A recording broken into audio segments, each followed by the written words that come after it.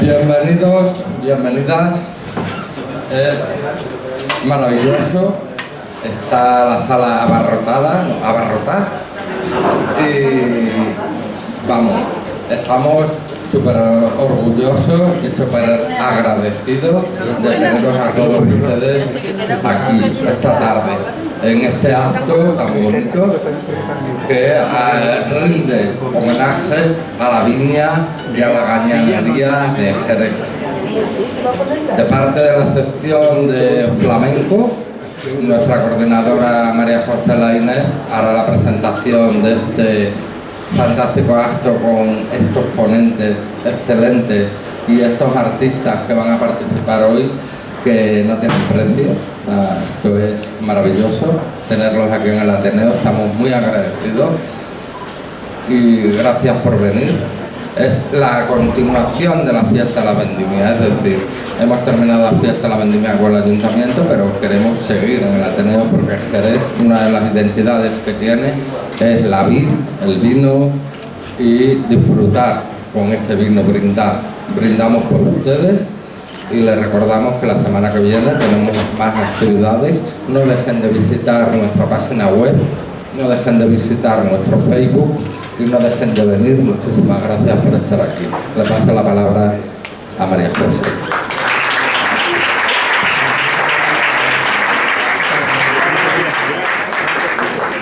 Bueno, buenas tardes a todos.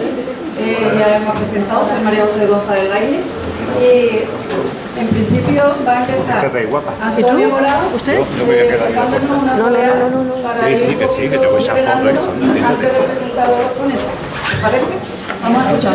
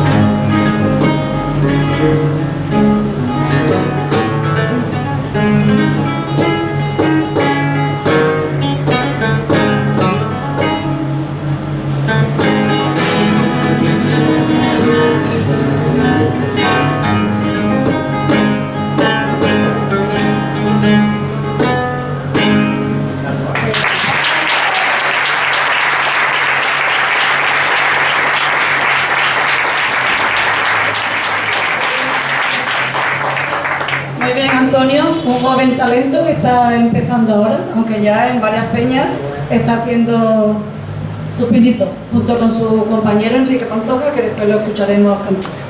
Bien, pues cuando Gustavo ha hecho la presentación ha hablado un poco de la vendimia, de la vid, del vino, de la uva, pero y ha hablado de la tierra de Jerez. Y la tierra de Jerez no se entiende sin los pagos. Y los pagos, si los buscan en el diccionario, pueden decir que que es una letra de cambio para una transacción económica, etcétera. Pero tienen que buscar pago de Jerez para saber que se está refiriendo a los terrenos, a una extensión de terreno donde hay varias viñas, que ellos ya lo explicarán ampliamente. Y habíamos pensado que por qué no dedicarle también este homenaje a los trabajadores, a la gente que hicieron con su sudor la uva, que trabajaron en los campos, en las tierras, en las casas de viña. Y hablando con mis compañeros, José Antonio y Agustín, pues José Antonio me comentó que había escrito un libro sobre los pagos en el siglo XV, particularmente se llama Los pagos de Viña de Jerez de la Frontera en el siglo XV, tierra, mercado y propiedad, que lo ha escrito junto con su compañera Silvia González, ¿no? José Antonio nos va a hacer un marco histórico-geográfico sobre estos pagos en el siglo XV. Yo leyendo cosas de vino y del marco de Jerez, incluso decían que históricamente podían remontarse algunas tierras al siglo XVIII. Y él, con su trabajo de investigador incansable en los archivos, en las fuentes, pues ha encontrado mucha más documentación incluso del siglo XV. Luego, por otro lado, tenemos a Agustín, que es él va a decir el recorrido por las cañanías y la vida en la cañanía. Pues él, ya sabéis que es un incansable andador, caminante, observador, y con su blog, pues ahí tenéis toda la información, que bueno, es que es alucinante el nombre de las viñas, cómo las clasifica, el nombre femenino, utiliza el lenguaje, la literatura, todo es como humanizar el paisaje. Y por otro lado, pues tenemos a Luis de Rebeco, que es una persona que ha vivido en una cañanía, que se ha criado en el Pago de Valvaina, que toda su vida ha estado en torno a las viñas, al campo, a los menesteres. Y luego pues tendremos a Enrique, que nos va a cantar una canción de trilla, Paqui Moreno, que nos va a recitar unas poesías que también tienen que ver con el campo y con la vendimia, pero sobre todo con letras incluso hechas por ella misma, que es una poeta autodidacta. Y al final pues terminaremos con una bulería, ¿no? Que para eso esto es flamenco. Bueno, pues bienvenidos y hasta aquí, porque tenéis mucho que escuchar.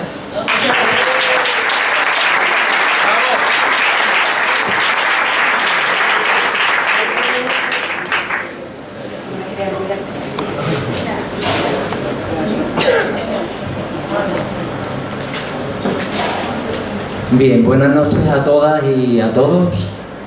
Y lo primero, evidentemente, es agradecer en primer lugar a la institución, al Ateneo, ¿verdad?, la oportunidad que me da de hablarles a ustedes sobre estos temas. Y por supuesto, digamos, a la sección de flamenco y a María José. María José ha sido compañera mía, es vecina, es amiga, o sea que ya verán ustedes, ¿no? Bueno, hay que decir, en primer lugar, que esto es un libro, lo tengo por aquí, está en librería, lo de los pagos de Viña de Jerez en el siglo XV. Es un libro que hicimos pues mediante la colaboración de varias personas. Una de ellas, bueno, digamos que el autor principal, por decirlo de alguna manera, es el que les habla a ustedes, ¿no? Pero también intervinieron Silvia María, que es catedrática en la Universidad Pablo Olavide. También intervino revisándolo Mercedes Borrero, también ha sido catedrática en la Universidad de Sevilla, y por supuesto la ayuda inestimable en la ubicación, ¿no?, que al final pues es algo de lo más importante, por parte de Agustín, ¿verdad?, que como decía María José, pues un gran caminante, ¿no?, y conocedor de todo el Alfoz, toda la tierra que rodea nuestra ciudad, ¿no? Y su hermano también en tareas de informática pues también puso su grano de arena en este libro, ¿no? Tengo que hablarle a usted en primer lugar de esto, bueno, puede resultar un poco árido, ¿no?, pero tengo que hablarle de dónde saqué la información, ¿no?, porque uno está acostumbrado a hacer historia viendo documentos y muchos documentos, porque somos de la opinión de que para poder establecer mínimamente alguna conclusión válida hay que disponer de una base de datos amplia. Es decir, un documento no hace historia desde mi punto de vista, ¿no? Hace falta tener una base documental importante. Claro, aquí tenemos la primera dificultad y es que en nuestro archivo, que tiene unos fondos realmente increíbles, por lo valiosos que son, desgraciadamente del siglo XV se conserva bastante poco. Pero bueno, con lo que hay, pues hemos tratado de construir un discurso que es el que les comentaré. Lo fundamental, los protocolos notariales, es decir, las escrituras que hacían los notarios, es decir, testamento, un arrendamiento, una compraventa, una donación, una dote, en fin, cantidad de tipología, ¿no?, que conforma esto. Ahí, por ejemplo, tienen ustedes uno donde habla de la venta de una aranzada, ¿no? Este es un detalle que luego cuando vean ustedes la tabla, porque yo soy de hacer muchas tablas, ¿no?, cuando escribo historia. Venta de una aranzada de viña. Una aranzada, como saben ustedes, son aproximadamente 4.400 metros cuadrados. Es menos de la mitad de una hectárea. Entonces todavía no había sistema métrico y entonces las unidades de medir eran diferentes. Pero ahí aparece la venta de una aranzada de viña en el Pavo de Santiago, que evidentemente no tiene nada que ver con lo que es la collación o la parroquia de Santiago que todos conocemos. Aquí tienen otro ejemplo de un protocolo que corresponde a los años, concretamente el año 1483. Ahí se ven las marcas que ha dejado, ¿verdad?, las humedades o la actuación de los insectos xilófagos, ¿verdad?, comiéndose parte de la información. Pero bueno, también aparece por ahí, fíjense ustedes, 3 aranzadas y una cuarta. Una cuarta quiere decir la cuarta parte de una aranzada. Por lo tanto, estamos hablando de en torno a 1.100 metros cuadrados. Se están vendiendo 3 aranzadas y una cuarta. En este caso todavía, les quedaba muy poco ya, en este caso lo realiza un judío de la ciudad, un judío jerezano. Tiene un cargo quiere decir un censo, es decir, una cantidad que tenían que pagar anualmente a alguien que tenía ese derecho sobre la propiedad. Y en este caso la verdad es que se vende, fíjense, ¿no?, la cotización es verdaderamente elevada, lo cual muchas veces nos crea problemas. Los historiadores vamos buscando o tratando de encontrar respuestas a las preguntas que tú te haces. A veces nos surgen más preguntas según va habiendo información. Luego haré referencia a esto porque, claro, 13.000 maravedíes por poco más de 3 aranzadas era una cantidad realmente elevada. Y uno se pregunta, bueno, ¿qué explicación tiene esto? Mirando, digamos, por delante y por detrás. A veces no se tiene respuesta para todo, ¿no? Bueno, y vamos con una parte en la cual la ayuda de Agustín fue fundamental, ¿no? Les pongo a ustedes ahí un plano muy conocido, el de Suter y Palacio, de la segunda mitad del siglo XIX. Este supongo que también lo conocen, de Adolfo López Pero. Yo asistí a una conferencia que dio precisamente Agustín hablando de topónimos sacados de aquí, precisamente de este plano, y fue realmente, bueno, abrumador, ¿no? Porque la cantidad de topónimos de todo tipo que este hombre fue capaz de sacar de ahí es increíble. Bueno, y a la hora de plantearnos, digamos, la localización de esos pagos de viña, hemos seguido, digamos, bueno, la organización del espacio rural jerezano que hizo el profesor Emilio Martín de la Universidad de Cádiz, ¿no?, en los sectores que ven ustedes ahí. Un sector norte-noroeste, entre lo que sería el camino de Sanlúcar y el de Sevilla, otro norte-nordeste que llegaría hasta el de Arcos, otro que sería el este-sureste hasta el de Medina, el sur hasta el del puerto y el oeste desde el puerto al de Sanlúcar. Y en estas diapositivas, pues, por un lado les pongo a ustedes, digamos, una tabla donde vienen relacionados todos los pagos que localicé en ese sector y el plano cuya elaboración, repito, corresponde a Agustín y a su hermano José Luis, con la ubicación de esos pagos. Hay que decir al respecto que durante ese periodo yo localicé un total de 75 pagos, que es una cifra realmente considerable de pagos. Digo esto porque en otras publicaciones la verdad es que se relacionan bastante menos, ¿no? Pudimos localizar 70 y nos quedaron 5 sin saber dónde. Algunos de ellos lo hemos descubierto después, porque la verdad es que a veces hay que hacer un poco tarea, digamos, de detective, casi diríamos, ¿no? Eso nos pasó, por ejemplo, con el de pago de la dehesilla. La dehesilla, no sabíamos dónde estaba, y bueno, volviendo a revisar la documentación encontramos un dato, ¿no? Que era el pozo de Barbillas. Correo para Agustín: oye, mira, Agustín, ¿qué tal? Y ya localizamos la dehesilla, que más o menos estaría por donde está el elefante azul de allí abajo, me comentaste. Con posterioridad hemos encontrado otro, también de manera, digamos, similar a esta, ¿no? Ahí tienen ustedes los pagos del sector norte-nordeste, entre el Camino de Sevilla y el de Arcos, Bogal, Grañina, etcétera, ¿no? Simplemente porque se sitúen. El sector este-sureste, que es una zona con bastantes, como ven ustedes ahí, con bastantes pagos, ¿no? Le sonarán al Baladejo, al Villa, la Canaleja, Madre de Dios, en fin, hay muchos, ¿no? Monte Alegre, la zona precisamente donde vivimos nosotros, Monte Alegre, ¿no? Aquí aparece ese sector ampliado, el sector sur, que también presenta una concentración importante de pagos, ¿no? Las que reciben el nombre de Cabeza de la Ceña, Cabeza de Esteban, en fin, que hace referencia, digamos, a una altura que domina, digamos, otros territorios colindantes, Gibralcor, Godoy, Torrox, que, como saben ustedes, pues bueno, la laguna que ya existía en aquellos momentos, Solete, etc. Y en el sector oeste es donde menos pagos localizamos, ¿no? Pero lo que pasa es que ahí se localiza uno de los más importantes, digamos, ¿no? Que pertenece, digamos, no sé en qué proporción, al término municipal de Jerez y al término del puerto de Santa María, que es Barbaína o Balbaína, ¿no? Y otro que también nos costó, que fue el Pozo de la Cera, ¿no? Bueno, empezamos con las tablas, ¿eh? No le voy a cansar mucho, pero sí para que tengan idea. Ahí fui relacionando año por año el número total de explotaciones que aparece en la segunda columna, que encontré en cada uno de ellos. Muchas de estas explotaciones no aparecía la superficie, simplemente porque, claro, yo encuentro el documento que dice fulanito vende a menganito tantas aranzadas de viña en el pago tal o cual que linda con viñas de fulanito y viñas de fulanito.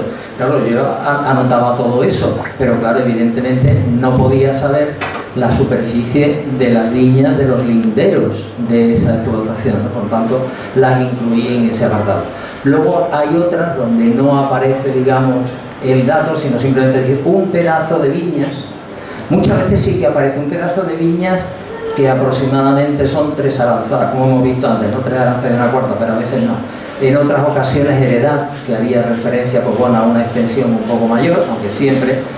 En la penúltima columna aparece la superficie total registrada ese año y en la última columna, destacado, digamos, en negrita, la superficie media de las explotaciones.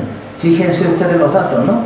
2,06, 1,70, 1,50, 1,43, aranzadas, hablamos siempre en aranzadas. Es decir, estamos hablando clarísimamente de microfundismo. Es decir, las explotaciones eran sumamente pequeñas. Hoy tenemos la tendencia a pensar que los cultivos de pan sembrar, es decir, de cereales o el olivar o el viñedo, como con tendencia a explotaciones de gran superficie, ¿no? Mesofundio, latifundio.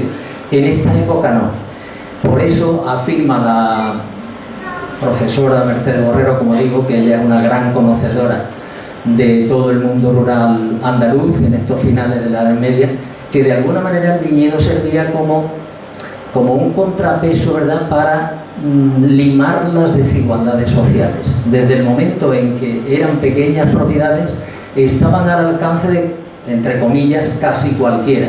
Y eso servía para aliviar, digamos, las posibles tensiones sociales que se pudieran producir, ¿no?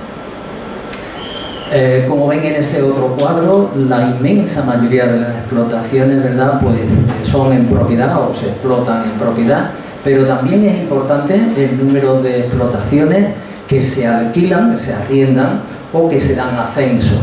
Los censos, la diferencia entre la renta y el censo es que el censo no se hace por un número determinado, concreto de años, sino que se hace muchas veces de por vida. Y es más, a veces hay contratos donde aparece por 2 vidas y por 3 vidas, ¿no? Esa era la diferencia entre unos y otros. En este otro cuadro, que supongo que será complicado de ver para ustedes, bueno, fui anotando los precios de compra-venta por año y por pago, ¿no? Por cada uno de los... Y aquí voy a hacer referencia a lo que os comentaba antes cuando les ponía esa compra-venta de viña que salía 3 aranzadas y una cuarta en 13.000 maravedíes, ¿no? Como ven ustedes, arrancamos en cifras en torno a los 300 maravedíes por aranzada, ¿no? 300, bueno, luego hay pequeñas subidas, hay sus fluctuaciones y tal, pero si miran, por ejemplo, el año 1483-1484, verán que ahí pegamos un salto a más del doble, ¿no? De 1583 en 1475 a 3300 o 3600. ¿Qué explicación puede tener? Yo sinceramente no lo sé. Me inclino por creer que es porque como esos 2 años, 1483-84, solo se conserva un protocolo de un escribano que se llamaba Hernando de Carmona, que además se marcha al puerto. Quiero decir, tú empiezas leyendo las escrituras notariales y dicen Jerez de la Frontera a tantos de tantos, ¿no? Pero luego hay un momento en que de esta villa, ¿no? Vecino de esta villa, y hablan de Medinaceli, es decir, está hablando del puerto de Santa María. Este hombre se traslada allí y está allí durante unos meses. ¿Eso qué hace? Que la cantidad de documentación de esos años sea mínima. Entonces, al disponer de pocos datos, estas cifras no las considero muy válidas, ¿no? Bueno, luego, como ven ustedes, ya a finales del siglo, en torno a 1500, 2000... Hombre, creo que sí se puede dar una conclusión general tomada con pinzas, y es que hay un crecimiento a lo largo del siglo del precio de la tierra dedicada al viñedo, con altibajos, lógicamente, pero hay un crecimiento. Lo que pasa es que no se puede decir, bueno, pues ha estado creciendo a un ritmo de un 5% anual, ¿no? Como se dice ahora con la vivienda. Bueno, con la vivienda más, ¿no? Más de un 5%. ¿Por qué? Pues porque el siglo XV es un siglo muy complicado, un siglo con muchas revueltas nobiliarias, de lucha de la nobleza con el rey. Recuerden ustedes lo de la farsa de Ávila contra Enrique IV, ¿no? El impotente, que decían sus críticos, ¿no? Y los reyes muchas veces lo que hacían era echar mano de la devaluación monetaria, es decir, se acuñaba una moneda con un valor nominal igual a la que existía antes, pero con menor aleación, es decir, con menor cantidad de metal precioso, con lo cual realmente lo que se producía muchas veces era un fenómeno inflacionario, es decir, había una inflación, con lo cual los datos son difíciles, ¿verdad?, de aquilatar totalmente. Pero bueno, parece claro que sí que hay. Otra, como decía, los arrendamientos también es otra forma muy importante, ¿verdad?, en el mercado de los pagos de viña. Ahí les he puesto la duración de los contratos de arrendamiento. Como ven ustedes, la inmensa mayoría de los contratos eran de corta duración, 1 año, ¿verdad?, o 2 años, lo cual ofrecía la posibilidad al dueño de subir una vez terminado el plazo que correspondía, ¿no? Luego hay también quien lo tiene hasta 10 años, pero son mínimos. Y también les he puesto en la segunda tabla cuándo se firmaban esos contratos, en qué meses del año se firmaba la mayor parte de esos contratos de arrendamiento. Hay claramente una estacionalidad correspondiendo a los meses de septiembre, octubre y noviembre, incluso algo diciembre, ¿no? Claro, es decir, en el momento en que se inician las labores, de las cuales nos hablará Luis con más conocimiento de causa que yo, las labores, las tareas, el cavar, luego el vinar, en fin, todo ese tipo de cosas característicos del laboreo de las viñas. Luego hice también un análisis de quiénes eran los propietarios. Aquí creo recordar que solo les he puesto los pertenecientes al sector primario, agricultura, ganadería o explotación forestal, ¿no? Como ven ustedes, hay un abanico bastante grande, ¿no? Pescadores, Bueno, primero creo que puse los relacionados con la marina, pescador, salinero, luego con la ganadería, el cazador, rabadán, pastor, vaquero, etcétera, etcétera, ¿no? Y por último los relacionados con la agricultura, labrador, hortelano, en fin. Como ven ustedes, hay un abanico social bastante amplio en torno a las profesiones de gente que era propietaria de pagos de viñas, ¿no? Y aquí he puesto lo mismo, pero en arrendatarios, es decir, la gente que explota la tierra de manera indirecta, ¿no? Es decir, a través de un alquiler o a través de un censo. También aparecen pues, cantidad de oficios, ¿no? Desde alfayate quiere decir sastre, ¿eh? No, ninguna palabra, juguetero, tundidor, etcétera, ¿no? Viudas también tienen lo hice también año por año y los totales pues aparecen en la última. Bien, y para no cansarles a ustedes más y darle paso a mis compañeros, ¿no? Hay un número bastante importante de pagos, ¿no? Que pertenecen al Alfons de Jerez, repito, 75, de los cuales hemos localizado 71, todavía nos quedan 4 que no hemos conseguido. Por cierto, el último, que no lo dije antes, es el Val de San Lucas. Claro, y tú piensas San Lucas, bueno, pues una de las collaciones intramuros de la ciudad de Jerez, pero evidentemente ahí no había sitio para plantar viñedos, ¿no? Bueno, pues casualmente, revisando protocolos de 1530, o sea, fíjense, descubrimos que había un par de datos que sí que nos podían indicar la localización del Val de San Lucas. Y eso era la existencia de un pozo, que era el Pozo de Cuadros, y de un camino, el Camino del Capirete, lo cual no, vamos, repito, yo a través de Agustín, ¿verdad? Dice, pues mira, eso es Carrascal, ¿no? Digamos, hoy el pago de Carrascal. Entonces, un elevado número de pagos. Sobre el concepto de pago, la verdad es que también es complicado, porque muchas veces obedecían los nombres simplemente al deseo del propietario. Un propietario o una familia, un linaje, en que durante mucho tiempo había sido poseedor de esa zona, pues le daba su nombre, ¿no? El pago de Hernán Ruiz, por ejemplo, ¿no? Pues se refería lógicamente a Hernán Ruiz, el 24, casado con doña Brianda de Villavicencio. Estamos hablando de la aristocracia local. El pago de Alonso Gil el Jurado. Jurados y 24 eran quienes se encargaban del concejo, ¿no? Del ayuntamiento, por decirlo con palabras actuales, ¿no? Entonces, pues toda esta gente. Por cierto, otro, bueno, para no extenderme mucho, decirle a ustedes que aunque, como pone ahí en el segundo punto, minifundismo, microfundismo, pero evidentemente había algunos propietarios que tenían propiedades extensas, no en una explotación, sino en varias explotaciones, ¿no? Por ejemplo, este Hernán Ruiz, cabeza de vaca, que ya le digo fue 24 de la ciudad, o Diego González de Gallegos, que también fue un 24 de una familia, los González de Gallegos, pues de amplia tradición en la ciudad.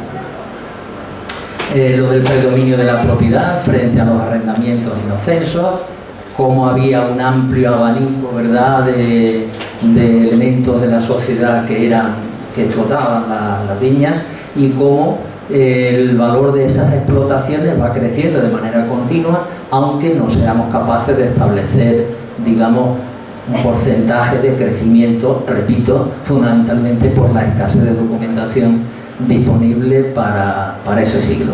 Bueno, y nada más, agradecerles la atención y cederle la palabra a Agustín.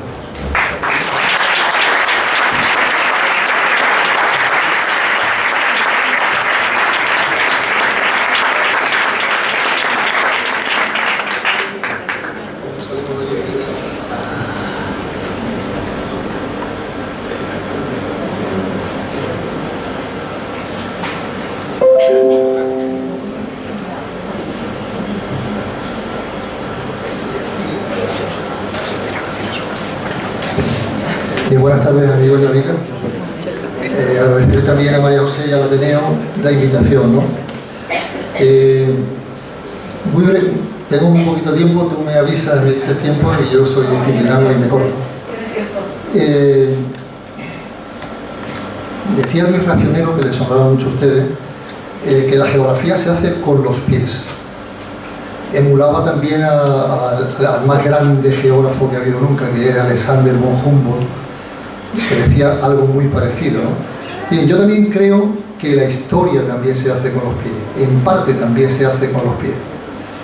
Porque igual que nuestro amigo Pepe es probablemente uno de los mejores conocedores del archivo, de los papeles, que es la fuente documental donde nos guiamos, ¿no? Resulta que el territorio es también un archivo inestimable, un archivo de primer orden que todavía nos permite leer muchas cosas que no vienen en los documentos y en los libros, ¿no? Yo modestamente, que no soy ni geógrafo ni historiador, que más quisiera llegar a verme a la zona de la Alpargata como investigador, pues soy un lector curioso que busca en el campo lo que no encuentra en los libros y busca en los libros lo que encuentra en el campo. Y eso es de lo que vengo a hablar, ¿no? Cuando María José me planteó el asunto, es porque ella había visto un artículo que yo había escrito hace tiempo que se llamaba Canción triste de las gañanías. ¿Le suena algún amigo de cachondeo cuando lo publique? Me dice, me suena aquello de Canción triste de Gil Street, ¿me acuerdan usted de aquella serie? No sé si se oye bien al fondo. ¿Se oye bien al fondo? Vale. Pues Canción triste de las gañanías. No se oye nada, ¿no? Pero los datos tampoco vemos. No, que tengo que me abra la pantalla. Tengo que me abra la pantalla. Se ve muy poco, ¿no? Pues una pena. Es una pena. Bueno. Apagar la luz, sí, porque estamos más a gusto con la luz apagada además. Apagar del fondo, la luz del fondo. Algo más se ve, venga. Bueno, decía canción triste de las gañanías, en el que hacía una breve historia de las gañanías de hace un siglo, de las más recientes nos hablará Luis de Rebeco, ¿no? A mí me inspiró ese título en parte este trabajo magnífico que hizo la escritora y periodista americana Estela Catania, a la que yo llegué investigando en su día, porque se veía en la biografía de los flamencos, incluso en las letras de muchas de las canciones de los flamencos, que hablaban de los cortijos en los que habían estado sus padres. Ya ellos no habían, digamos, estado en las gañanías, pero sí sus padres y sus familias, y investigando esa serie de cortijos por las que ellos habían vivido, y algunos aparecían hasta en la letra, pues llegué también al trabajo de Estela Catania, que habla también de muchos de estos flamencos y resuma un poco cómo esos cantes, los cantes de trilla, por ejemplo, que nos cantará después nuestro amigo Pantoja, habían nacido en las gañanías, y cómo el flamenco era un bálsamo, dice ella, un consuelo a la vida triste que llevan los gañanes. Eso me llevó a irme hacia atrás un poco en esa historia, ¿no? Aquí les he traído simplemente este libro magnífico para que vean cuál es el contenido, ¿no? En esa lista de flamencos y cortijos yo he traído solamente algunos, ¿no? Y en el cortijo en el que pasaron su infancia, su vida, o creció su familia, y en la que ellos mamaron un poco esas vivencias de las gañanías, ¿no? Hay muchos, ¿no? Por ejemplo, aunque él no es cantador, pero Manuel Ríos Ruiz, por ejemplo, el escritor, tiene en todos sus libros, tanto de poesía como de prosa, aparecen esos cortijos, ¿no? Escribe el cortijo de Frías, pero aparecen esos cortijos, y ahí tienen una lista de los Parrilla, los Montoya, los Sordera, la Zandarriana, por ejemplo, que es un cortijo muy ligado al flamenco. La Zandarriana está cuando ya uno sale el camino de Sevilla a la izquierda, pasado la Viña del Diablo, antes de llegar a esa subida que ya nos lleva para el Cuervo, ¿no? En fin, estaban muy ligadas, las gañanías estaban muy ligadas al flamenco, al nacimiento de determinados cantes también, ¿no? Pero a mí lo que me interesaba también, a raíz de esas vivencias y demás, era explorar un poco el mundo de las gañanías, porque yo conocía pues la mayoría de los cortijos de la campiña, y en muchos había podido visitar las ruinas de las gañanías, porque ya muchas de las gañanías están modificadas como cuartos de apero, incluso como señorío. Algunas gañanías, les enseñaré ahora las fotos de la gañanía de Rosario, que están magníficas, ¿no? Pero ahí se rezumaba yo lo titulé así, ¿no? Esa canción triste de las gañanías. Mire, Les traigo algunas referencias literarias y de estudios para que vean ustedes ese ambiente que se respiraba en esas gañanías, especialmente en el siglo, desde mediados del siglo XIX hasta incluso las primeras décadas del siglo XX, también algunos, ¿no? En el magnífico trabajo de nuestro amigo Diego Caro Cancela, Burguesía y Jornaleros, dedica un apartado al mundo del campo, ¿no?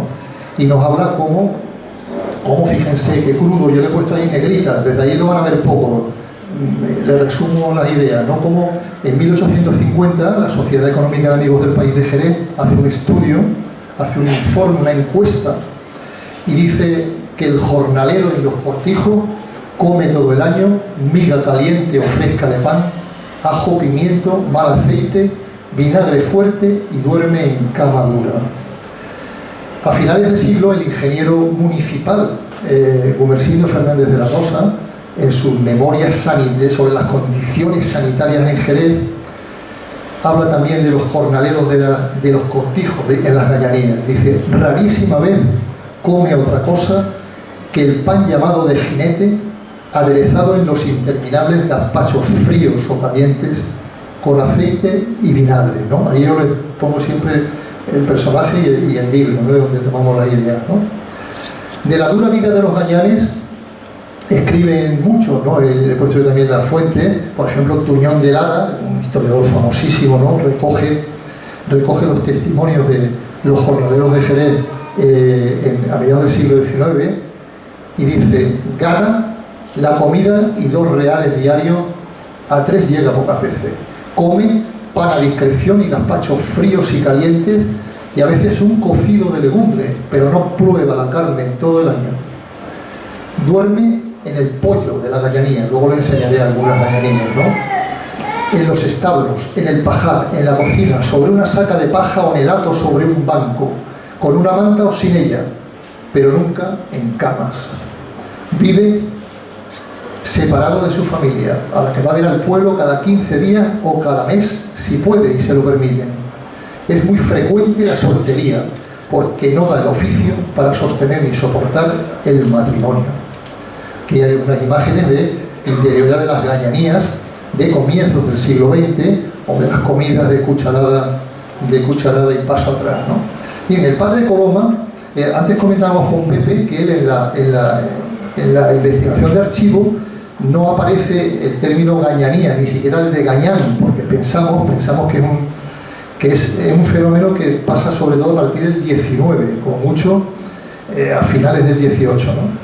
El padre de Coloma nos da uno de los primeros testimonios literarios de esos ecos de las gañanías, del flamenco de las gañanías, que aparecería, miren, en un relato que se llama Aranoque, en la colección de lectura, 1887, dice: había llegado la noche fresca y serena. Por las ventanas de la gañanía, algunos reflejos de tenue luz y una voz de hombre, acompañada por una guitarra, dejaba oír dentro esas armoniosas modulaciones de los cantares andaluces, ya alegres, ya tristes, siempre originales y melancólicamente bellas, que a veces el capricho de los dilettanti, imagínense quién son los dilettanti, transporta de los encinares y dehesas de un cortijo a los estrechos límites de salones y teatros. En fin, ya nos habla aquí de personas, de los ricos que llevan a los flamencos a cantarles a su sitio, a sus casas, ¿no? El padre Coloma. Ramón de Cala, que les sonará a ustedes mucho como un histórico del socialismo jerezano, en ese magnífico libro que publicó en su centenario el ayuntamiento, coordinado por Joaquín Carrera, El problema de la miseria resuelto por la armonía de los intereses humanos, ese es el libro. Describe la vida del jornalero en muchos términos, por ejemplo también la vida de las mujeres en la ciudad, o la vida de los niños, o la vida de los reempujeros, que eran los niños que trabajaban ya desde chicos. Cuando yo leía los reempujeros, pues te imaginabas al niño yuntero de Miguel Hernández, ¿no? Sí. Igual, la misma figura. Por la mañana, dice Ramón de Cala en 1884, en los mismos términos: el ajo, especie de sopa con aceite que ni para los candiles, sal, pimiento y agua caliente. Al mediodía, gazpacho con los mismos ingredientes en frío y la agregación de vinagre que parecía lejía, según está de turbio y mal formado. A la noche se repite el ajo, y así un día y otro día y todos los días del año, como no sea la suerte que depare en algún festín de una res muerta de enfermedad o por accidente, cuya res se guisa y se devora en perjuicio de los buitres. En fin, ahí tenemos imágenes, por ejemplo, de uno de los cortijos más famosos también ligados al flamenco y las gañanías, el cortijo de Ducha. Recuerdan ustedes cómo el cortijo de Ducha después se transformó en hotel y ahora se ha transformado en ruina vandalizada. Blasco Ibáñez, en La bodega, en ese libro tan polémico que solo merece una conferencia, repite los mismos temas. Tanto es así que yo he llegado a pensar que Blasco conoció los escritos de Ramón de Cada, porque es que parece que los calca, o si no se los han contado. Pero Blasco Ibáñez estuvo acompañado en su recorrido, cuando vino en 1904, él era diputado, recuerdan ustedes, y vino a hacer campaña diputado republicano. Y vino con Manuel Moreno Mendoza, que luego fue alcalde de Jerez, que tiene una calle abajo en el Instituto Aztarreja, el Instituto Romero Vargas.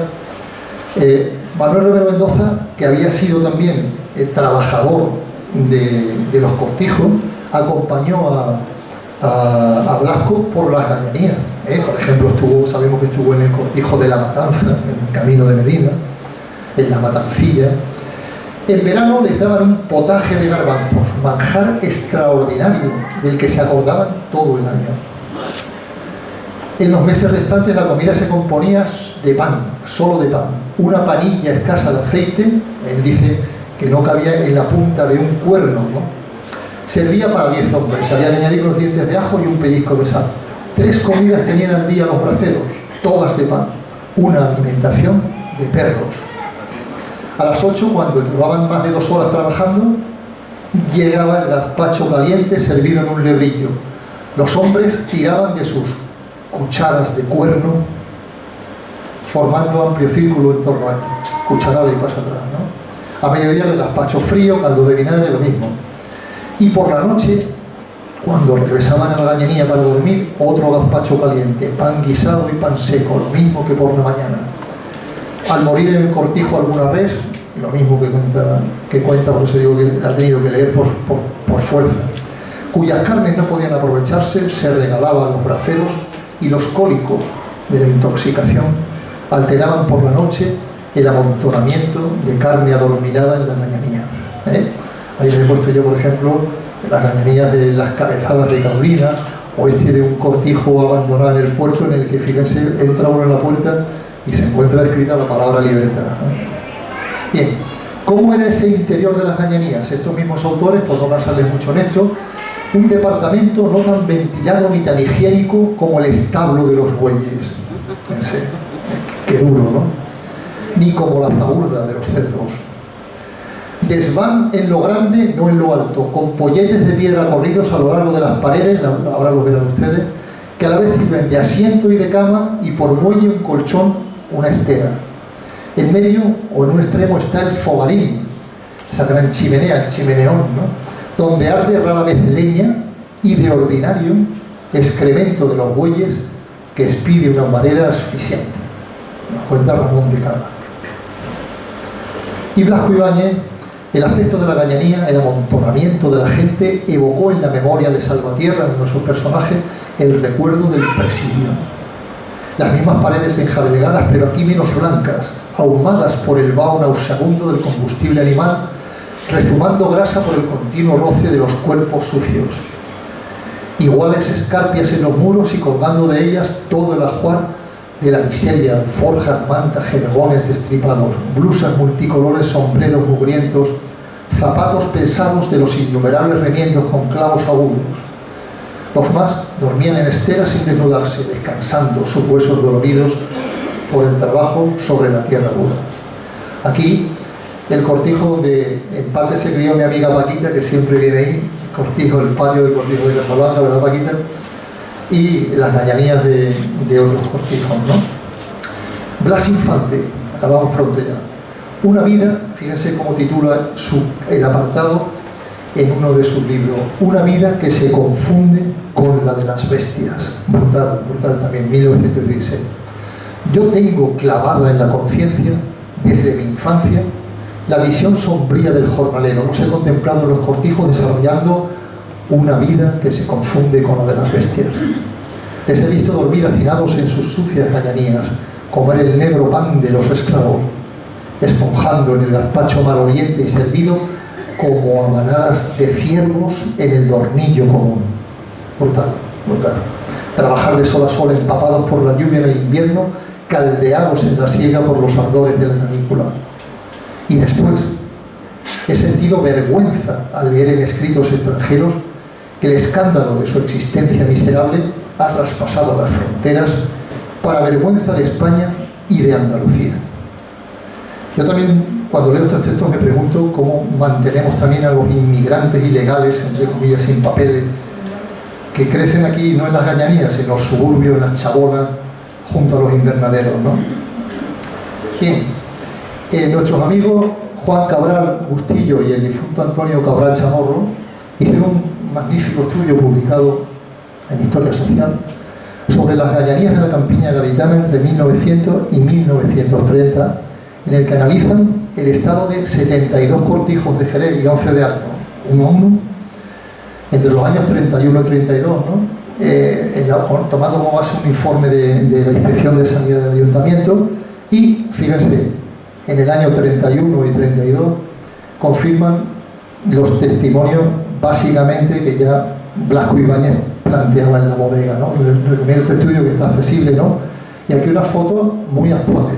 Estas son, verdad que son de cortijos pequeños y no son indicativas de cómo es ahora la vida en las gallanías, ¿no? Pero esto nos recuerda a esas chabolas que vemos de inmigrantes, exactamente igual.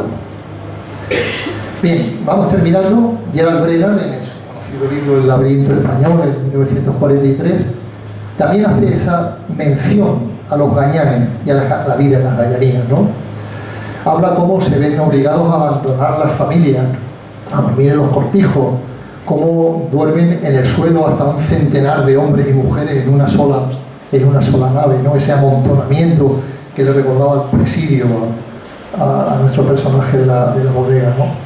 El amo les aporta la comida, la cual, excepto en la época de siega, que se le añaden judías, consiste exclusivamente en gazpacho, o otra vez ese eterno gazpacho, ¿no?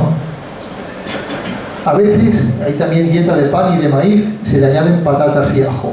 Cuando es el amo el que proporciona la comida, los jornales rara vez suben de 1 a 50, por cuya cantidad hay que trabajar una jornada de 12 horas con descanso. Fíjense un testimonio del famoso hispanista Gerald Brennan en el 43. Y ya, como estamos llegando a la época en la que nos habla Luis, yo les dejo aquí estas referencias y les asomo aquí algunas de las fotos, por ejemplo, de las gallanías del cortijo, del fogarín, del chimeneón, donde se agrupaban por las noches en el cortijo del Chorregadero, ahí cerca entre Jerez y Paterna, entre Gigonzo y Paterna, que se habrá, cómo se ha mejorado ahora mismo, el mismo espacio, ¿no? O esas escenas de Cucharada y Pasa Atrás, esas enormes gallanías de cortijos como las mesas de Santiago, en las que vivían 250 personas, no en las gallanías, sino en el cortijo todo el año, ¿no? Eran cortijos más grandes que las 3/4 partes de los pueblos actuales de Burgos, ¿no? Y este es el ejemplo de una gañanía rehabilitada, la del cortijo del Rosario en las mesas de Aza, de la familia Espinosa. Han restaurado los polletes, estos grandes polletes, con esas esteras aquí colgadas, esta escarpia, en este caso de madera, donde colgaban el gañán sus avíos, ¿no? Y ese gran chimeneón aquí al fondo, ese fogarín, donde nos contaba Blasco Ibáñez, Ramón de Cala, que se quemaban los excrementos de los bueyes, ¿no? En fin, esto brevemente es lo que quería apuntarles para dejárselo ya a Luis votando.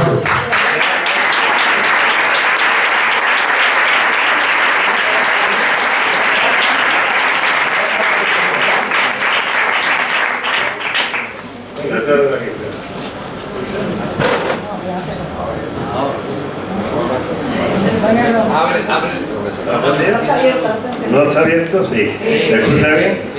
Bueno, buenas tardes a todos. Agradecer a Ateneo lo que es este acto, ¿verdad? De María José y demás, y la oportunidad que me da para más o menos manifestar lo que yo voy a expresar, ¿no? Al hilo de aquí de Agustín, ¿verdad? Bueno, mi nombre es Luis, ¿verdad? Y me dicen Rebeco porque el apodo viene de un tío abuelo mío de Rebeco que saltaba la gavia, la alambrada, ¿verdad? Y era también manijero. Y por eso le era el manijero del cortijo Ucha. Y entonces de ahí viene el apodo de Rebeco, de ese tío paterno, que un tío abuelo que tenemos nosotros, y viene también el apodo de mi padre. Y de todos los Rebecos, de las cuales estamos muy orgullosos de ser Rebeco. Bueno, pues yo la verdad me he criado en el Corte Santo Domingo, mi padre es capataz, fue manijero, capataz, vendedor, y hace todas las labores que son del campo, ¿no? El que ha hablado aquí el compañero de las viñas, de todo lo que es la poda, la labranza, ¿verdad? De todo lo que es labrar y todo lo que lleva la vina, ropa, injertar, todo lo que lleva la viña, y lo que lleva el campo, lo que es cereales, remolacha, que de ahí viene también. Viene el personal de aquí de Jerez, del barrio Santiago, barrio Asunción, barrio de La Parzuela, ¿verdad? Viene de los 4 barrios y vienen a trabajar y trabajan en los años 60, vienen a trabajar un trabajo bastante duro y peculario. ¿Por qué? Porque la verdad que era pelar remolacha desde las 6 de la mañana hasta la 1 que íbamos a almorzar, ¿no? Y cogía un camión en el cual íbamos a la cañería a comer, ¿no? Y de ahí a donde nace ese cante. ¿Por qué? ¿Qué es lo que comía? Lo que dice Agustín, pues tenía un potaje de garbanzo, otra vez tenía un potaje de habichuela, un puchero capón, que era nada más que un trozo de tocino, ¿verdad? Bueno, pues era motivo de hacer una fiesta y el vino que había de ir a esa cañanía, en el Corte Santo Domingo. Que sí que es verdad que se pasaba mucha penuria. ¿Por qué? Porque eran aquellos años difíciles y unos años de mucha necesidad, ¿verdad? Y entonces mi padre se le ocurre de montar un negromato allí en la finca, a donde allí trabajaban pues más de 200 personas, ¿verdad? Y ese negromato era para ellos, para que sacaran su ropa, ¿no? Su vestuario, porque ya, yo estoy hablando ya del siglo XX, siglo XXI, que ya no estamos en aquellos tiempos donde había tanta fatiga y era tanta penuria en aquella ganadería. Después explico un poco lo que es de esa ganadería. Bueno, pues yo en mi trabajo, al mismo tiempo de mi padre, pues yo trabajé con 5 años, 7 años, ya estaba de guarda de canasto, ¿verdad? Que era nada más que vigilar el canasto, por tal que, bueno, que no llegara un perro y se comieran los boguillos que se llevaban, ¿no? Del canasto, porque llevaba un trozo de pan y un trozo de tocino, seguí más sala, había que quitar la sal por lo alto, ¿no? Porque yo me dedicaba a registrarle que llevaba unos chocolates de postre, pues me la comía porque no duraba, porque hacía falta, el que llevaba el chocolate. Y entonces a raíz de ahí, pues ya después fui capachero, de la cual era llevar agua al personal, llevar lo que era la comida, el pan, ¿vale? Y todo eso, y también las garrafas del vino. ¿Por qué? Porque la media alavesana, cuando iba a desayunar, pues se paraba, se tomaba un vaso de vino y tal, y enseguida había un cante, un baile. Eso era motivo de una fiesta. Siempre en esa zona.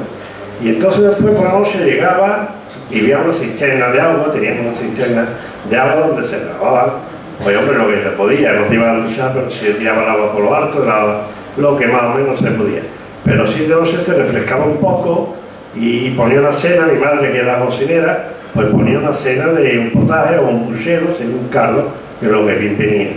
Y entonces ahí después tomaba 2 vasos de vino y de ahí después, pues la verdad que lo que hacía era una fiesta a donde los flamencos, que cantaba, bailaba, pero lo que era artista y lo que no era artista.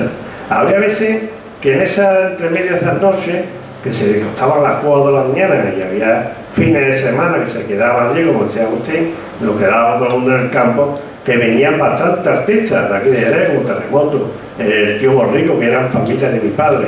Venían allí a cantar y a bailar y a pasarlo bien con los hombres y mujeres que no eran artistas, y chavales, que bailábamos, que hacíamos lo que se podía, ¿verdad? Y entonces ahí verdaderamente nace el flamenco, porque ahí pasó por ahí, pues, en todas esas fiestas que te digo, Tiahuana el Pipa, la Yola, María Soleá, la Burra, los Sorderas, mis primos los Sambos, que siempre estaban allí con nosotros, que eran hijos de mi tío Joaquín, el Sambo pescadero, de las cuales cuando lanzaba, que se lanzaba también, pues venía ya la fiesta, pues se traían enseguida 2 cajas de pescado o de sardina y empezaban a alzar sardinas. Y ese era un motivo de una fiesta, digamos, gitana, pero que vamos, que también había gitanos y no gitanos, que éramos los payos y gitanos.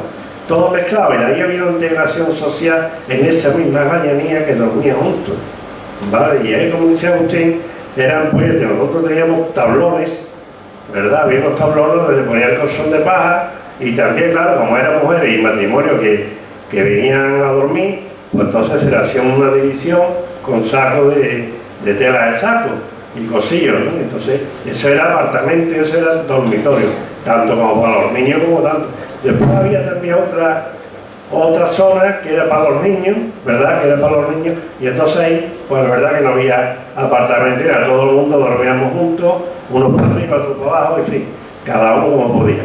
Y hablar de la gañanía, como dice ya Agustín, verdaderamente el gañán, la gañanía no era solamente por decir porque se quedaba el personal, sino el gañán de punta es que se quedaba en esa gañanía, y transcurrido este tiempo a todo el apartamento que había en el cortijo, o se le llamaba gañanía, pero en verdad la gañanía era del gañán de punta que hacía las labores del campo con la yunta. Y entonces eso eran los gañanes, porque los demás dormíamos aparte de esos gañanes, y el gañán tenía su cocinero, y es verdad que me acuerdo mucho de cocinero que era José, y en esa gañanía, pues la verdad lo que dice aquí Agustín, que lo que había era un gazpacho por la mañana, y un gazpacho por la mediodía y otro por la noche. Lo que era gazpacho, una miga al agua y a cebolla y pimiento y un poco de aceite, nada más. Y con esto ya yo pues concluyo con esto, que esto era la dicha gañanía en el tiempo moderno, ¿no? Porque lo que ha hablado Agustín es vida remota, y entonces nosotros teníamos la Soledad, Cortijo de la Soledad, Cortijo Montana, que ahí no viene referido, el Cortijo Santo Domingo, y ahí dormía, pues, como ha mencionado, por todos los barrios, barrio de Asunción, a barrio de Santiago, barrio de la Pazuela, y ahí dormíamos todos juntos, y eso éramos una sola familia, tanto, hombre, por eso dice, los gitanos en Toca son primos, pues sí, porque hemos vivido y nos hemos criado todos juntos, y entonces, porque no se ha casado con la prima, se ha casado con la prima segunda, y no sé, por eso los niños los llamamos todo el mundo primos, y al revés hay también un respeto por los mayores, decirle tío, aunque no es nuestro tío, y nosotros llamarnos primos, ¿no? Y ya yo con esto concluyo, con esto doy las gracias a todos vosotros por escucharnos.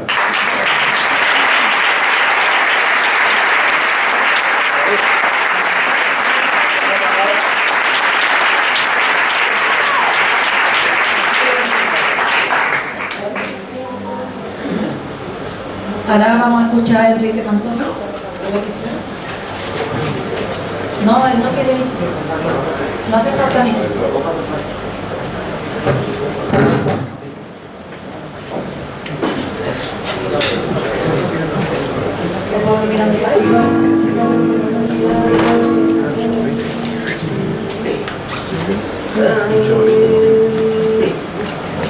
Que prepare la yegua,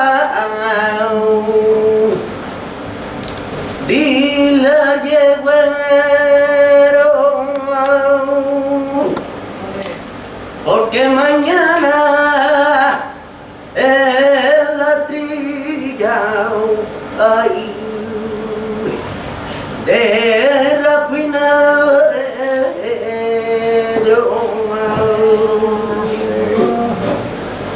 de rapinegro, de rapinegro, y a la yegua ay del cabo, ole el centero,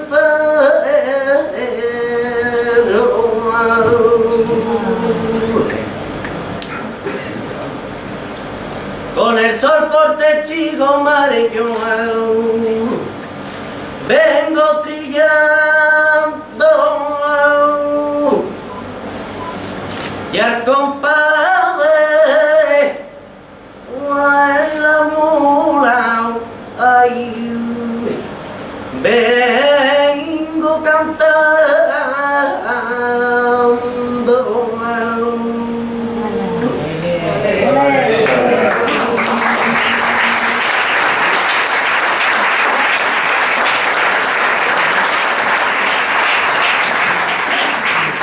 darle vuelta a la parva, ya que es temprano,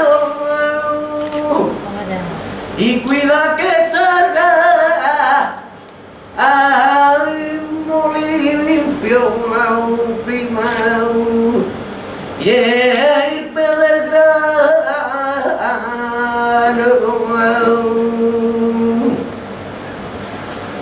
y con el rastrillo,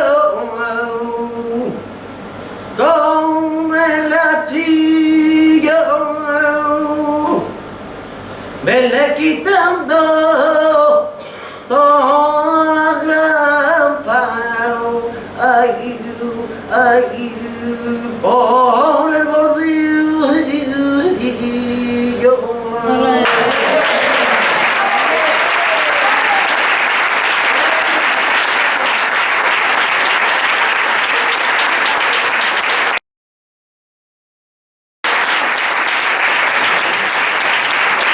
Maravilloso el principio de un tono. Pues Antonio Morao nos va a tocar una seguidilla.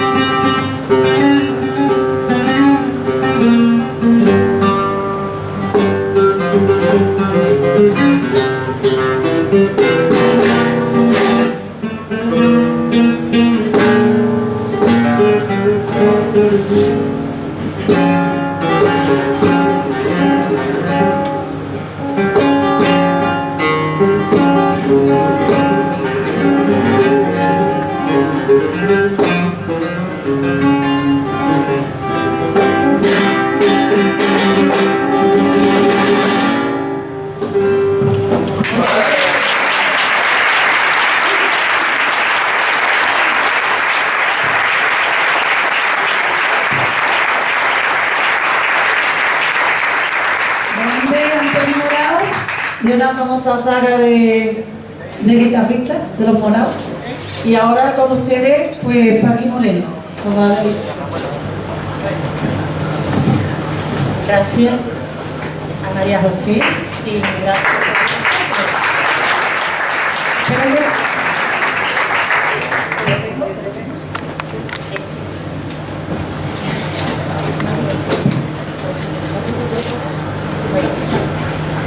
Este poema lo he titulado El ritual.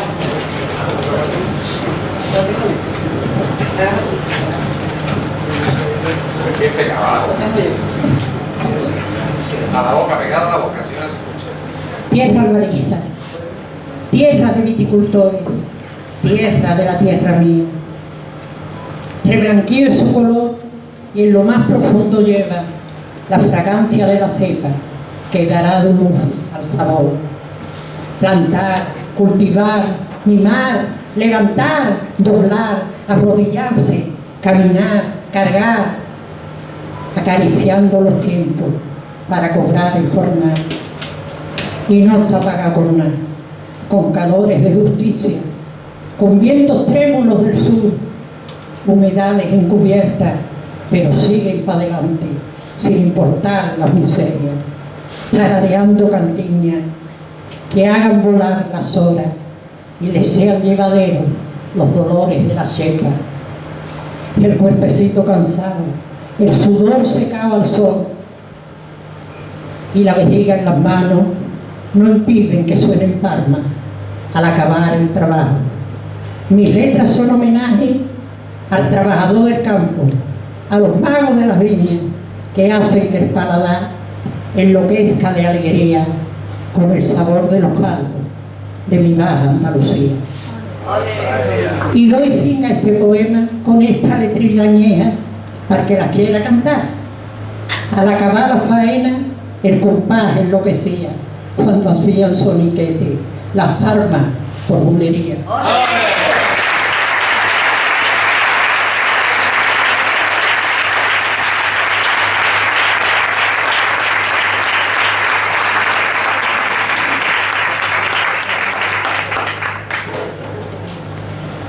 Una foto primero y luego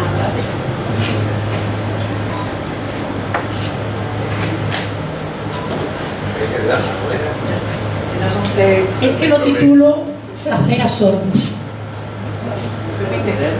Los viñedos jerezanos en el sur de Andalucía, donde brilla la alegría y las penas son cantar, donde la tierra albariza estremece en sus adentros, acariciando la cepa sin importarle los vientos, la boa de sarmientos viejos, dejando bar el brugal hasta hacer brotar los pámpanos verdes como la esperanza de acabar el ritual. El viticultor se esmera desgranando los tiempos de la vendimia que espera. La luna de centinela, el sol desgranando su calor, hace madurar el fruto que tanto sudó costó. Y brotan esos racimos que cortan con maestría, custodiando al lagar, pisando con mi gracia esa gloria que acababan de cortar. Del color del mismo moro se escapa por la piquera para embotellar el caldo que vertido en el cristal de un catavino fino enamora el paladar.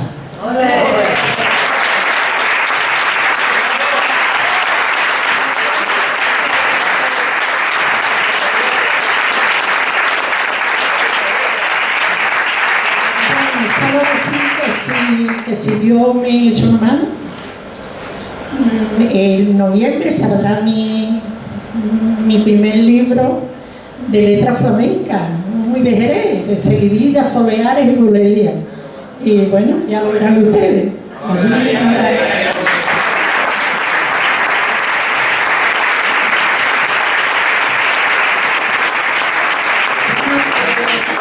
esto se está terminando, pero todavía nos queda Enrique y Antonio nos toquen una bolería, ¿no? Para terminar el fin de fiesta como lo hacemos los... Bueno, yo no soy flamenca, pero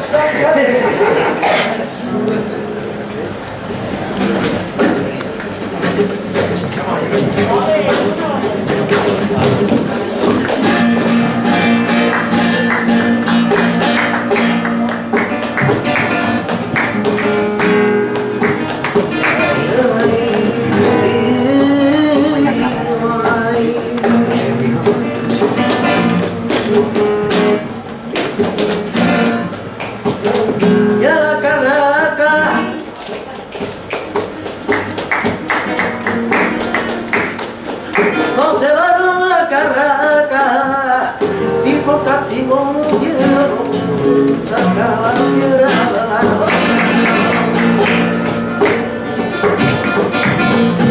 Y a 150 cayó, ay, no se va a la carraca.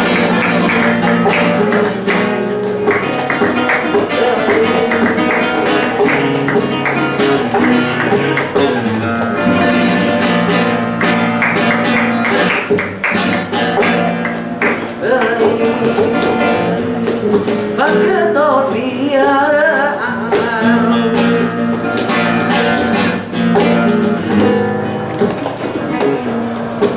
pa' que te olvidara, y un relojito prima de pulsera, y yo te lo tirara.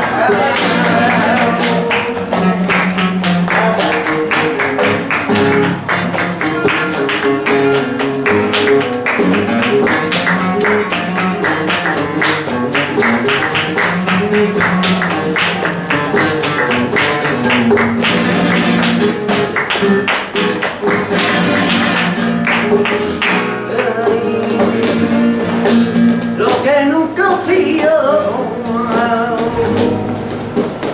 de hacer,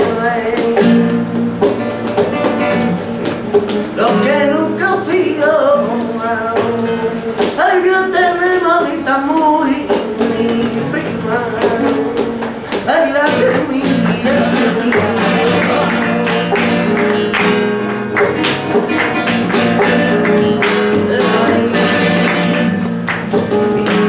Octavio,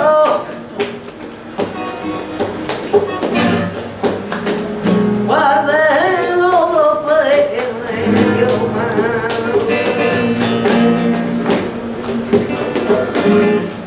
pregunta la Octavio, guarde los peleos. Ay, el que amó de su carne, ay, el que publicó su mano, ay, Ubita tiene la mano del cura, y Ubita tenía y no estaba, ay, Ubita tenía y no estaba.